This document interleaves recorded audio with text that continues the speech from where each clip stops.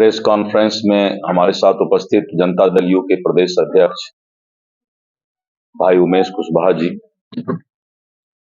भाजपा और जनता दल के जिला अध्यक्ष बहन कहकशा जी, प्रीति शेखर जी, सभी हमारे जो सम्मानित यहाँ पर नेतागण बैठे हैं। जैसा कि आपको मालूम है कि 24 फरवरी को देश के लोकप्रिय प्रधानमंत्री और बड़ा अच्छा जदयू के माननीय प्रदेश अध्यक्ष जी ने कहा कि आधुनिक भारत के शिल्पकार ऐसे हमारे लोकप्रिय प्रधानमंत्री श्री नरेंद्र मोदी जी का आगमन हो रहा है। और इस बार का जो उनका आगमन है अंग के धरती पर, राजाकरण के धरती पर, किसानों के लिए समर्पित है।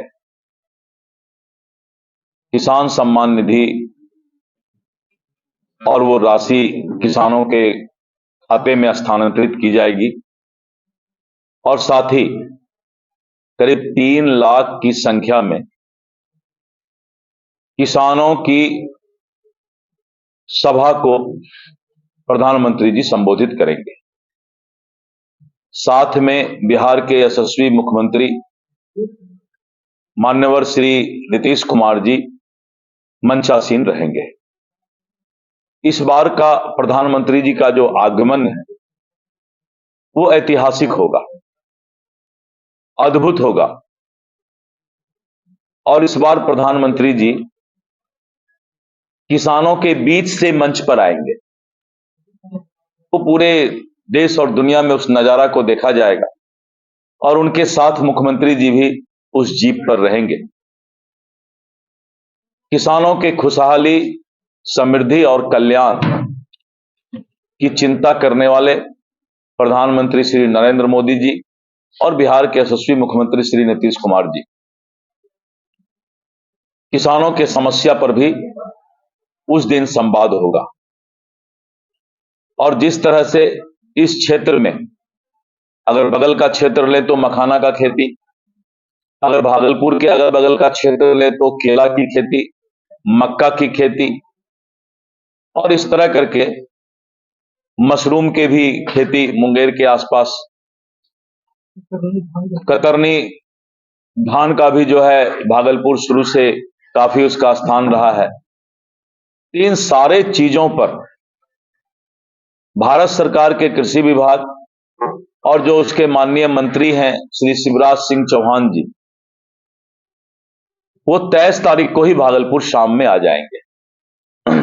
माननीय शिवराज सिंह चौहान जी कृषि मंत्री 23 को सुबह पटना आ रहे हैं और जो मखाना बोर्ड का स्थापना होना है तो वो सुबह 10 बजे वहां से दरभंगा जाएंगे और 3 घंटा मिथिला के धरती पर रहकर और जो मखाना की खेती मिथिला से लेकर कटिहार तक, अररिया, पूर्णिया, कटिहार, उस पर जो है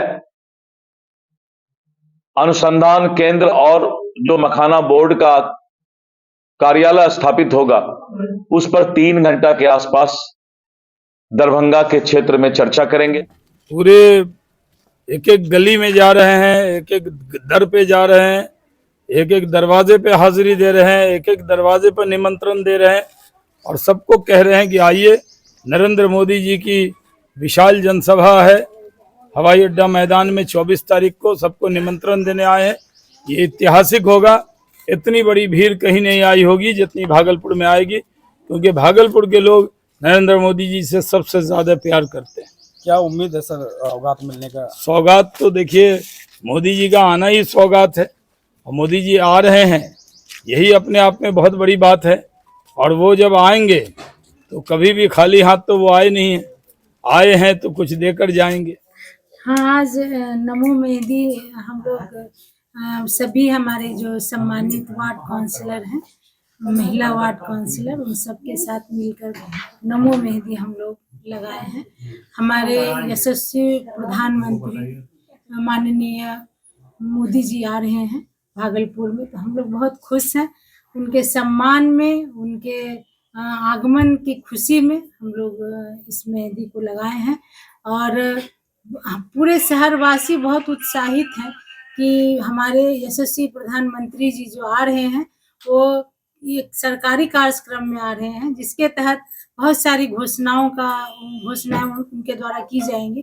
और हमारा भागलपुर शहर बहुत वंचित रहा है, कई मायने में वंचित रहा है, तो हमको लगता है उनके आने से हमारा शहर बहुत विकसित होगा और शहर के चारों तरफ जो भागलपुर शहर के इर्द गिर्द जो भी छोटा छोटा जिला है वो सब भी विकसित होगा।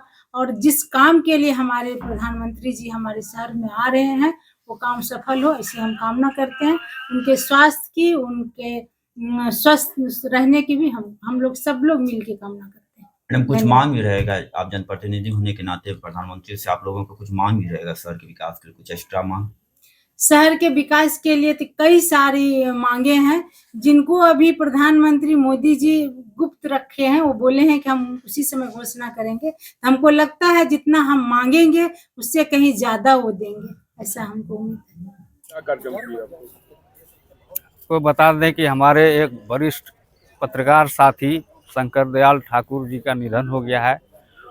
उन्हीं के श्रद्धांजलि में आज हम लोग यहाँ प्रेस क्लब भागलपुर के सभी सदस्य एकत्रित हुए हैं उनको श्रद्धांजलि देने के लिए। वो बहुत ही सौम्य सरल स्वभाव के पत्रकार थे। कभी भी किसी से उनका बात व्यवहार विचार कभी नहीं लगता था वो इतने सीनियर हैं और कोई जूनियर मिल गया तो उसको भी वही प्रेम भाव से मिलते थे। और हमेशा वो पत्रकारिता में ईमानदारी नैतिकता की बात करते थे। जो वो बात करते थे, जैसा वो बोलते थे वैसा वो लिखते थे और वैसा वो दिखते भी थे।